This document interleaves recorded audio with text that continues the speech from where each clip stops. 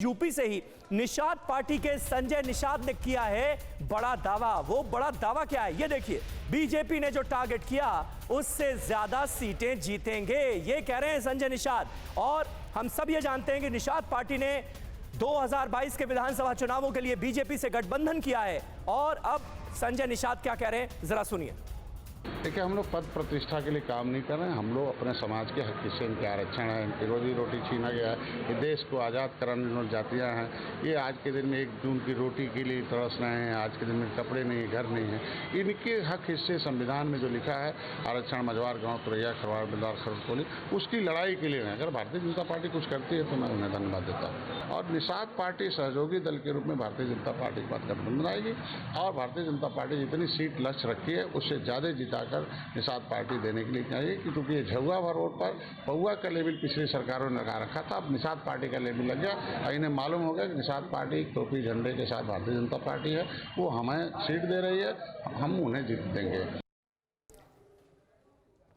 देखिए, निषाद पार्टी के संजय निषाद जो हैं वो बड़ा दावा कर रहे हैं। कह रहे हैं बीजेपी ने जो टारगेट रखा है उसको पूरी तरह से मीट कर लिया जाएगा। अब तो निषाद पार्टी भी साथ है बीजेपी के और निषाद वोट बैंक पर खासा प्रभाव माना जाता है इनका। यही वजह है कि इनको भी मंत्रिमंडल में शामिल किया जा रहा है। और बीजेपी ये मानकर चल रही है कि 2022 के विधानसभा चुनावों में निषाद पार्टी के साथ आने के बाद खासा असर पड़ेगा निषाद वोट बैंक के लिहाज से। चुनाव से पहले कैबिनेट विस्तार दरअसल बीजेपी का बड़ा दांव माना जा रहा है। ये कैसे, जरा समझने की कोशिश करते हैं। यूपी में कैबिनेट विस्तार क्यों करना पड़ा? चुनाव से पहले कैबिनेट विस्तार बीजेपी का बड़ा दांव माना जा रहा है। नाराजगियों को खत्म करने की कोशिश है। यूपी में 4 महीने बाद विधानसभा चुनाव होने हैं। जी हां, देखिए वक्त जो है वो अब कितना कम बाकी रह गया है। और उससे पहले यानी चुनाव से ऐन पहले जितने भी जातिगत समीकरण हैं, जो जातीय समीकरण हैं,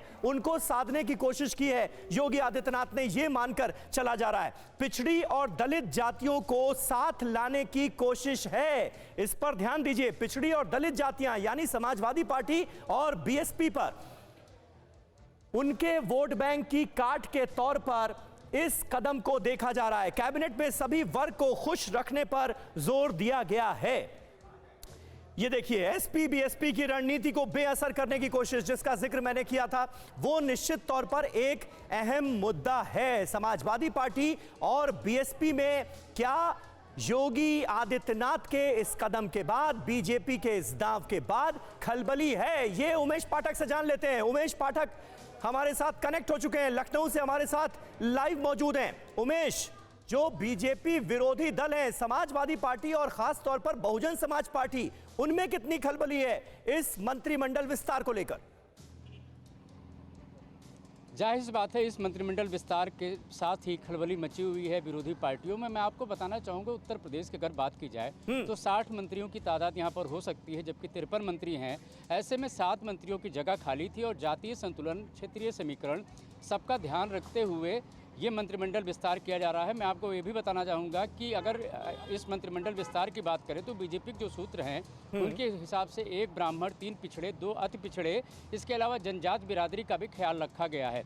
उत्तर प्रदेश की अगर बात करें तो सड़क, बिजली, पानी, विकास, जो तमाम मुद्दे चुनावी मुद्दे होते हैं, लेकिन सबकी पृष्ठभूमि में कहीं न कहीं जो जातीय समीकरण है वो ज़रूर होता है। और पिछले दिनों आपने देखा, इसकी कवायद भी देखी आपने कि सभी पार्टियां एक जाति विशेष को या समुदाय विशेष को या वर्ग विशेष को लेकर के सम्मेलन कर रही हैं। तो कहीं इसको नकारा नहीं जा सकता है कि जो जातीय संतुलन या क्षेत्रीय समीकरण होता है उसको, और शायद यही वजह है कि योगी सरकार विधानसभा चुनाव से पहले इन समीकरणों को साध लेना चाहती है और इसी के चलते ये मंत्रिमंडल विस्तार किया जा रहा है, जिसमें जो जातीय समीकरण है, क्षेत्रीय संतुलन है, दोनों का ख्याल रखा गया है। वैसे तो बात की जाती है उमेश हमेशा कि जातिवाद को खत्म करना है। जातिवाद जो राजनीति में नजर आता है, इसकी काट के तौर पर क्या कदम उठाए जाएं, क्या रणनीति बनाई जाए, सीधे तौर पर इसकी बात की जाती है। लेकिन जब जब मंत्रिमंडल विस्तार होता है, मंत्रिमंडल में कुछ चेहरों को शामिल करने की बात होती है, तो जाति जो है वो और बुलंद होती हुई नजर आती है। जाति है कि जाति नहीं, वही नजर आ रहा है क्या?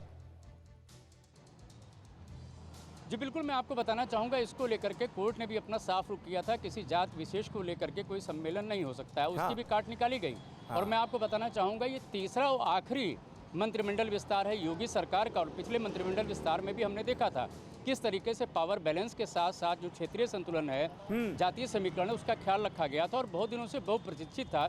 जिस तरीके से समाजवादी पार्टी या बीएसपी और इसके अलावा कांग्रेस जिस तरीके से सम्मेलन कर रही थी, बीजेपी भी उसमें कहीं न कहीं उसी तरीके से सामने आई है और उनकी कार्ड के तौर पर ये मंत्रिमंडल विस्तार को देखा जा सकता है, जिसमें जो एक ब्राह्मण चेहरा होगा, इसके अलावा 3 पिछड़े, 2 अति पिछड़े और जनजात बिरादरी का भी ख्याल रखा गया है। तो कहीं न कहीं जो इधर पिछले दिनों प्रबुद्ध सम्मेलन से लेकर के क्षेत्रीय जातियों को लेकर के जो सम्मेलन चल रहे थे या जिस तरह की सियासत यूपी में चल रही थी, उसके कार्ड के तौर पर साफ इसको देखा जा सकता है। और उत्तर प्रदेश में जो जातीय समीकरण है या जातीय वोट है, उसको नकारा नहीं जा सकता है, जैसा कि पिछले दिनों जनगणना को लेकर के भी तमाम सवाल उठे थे।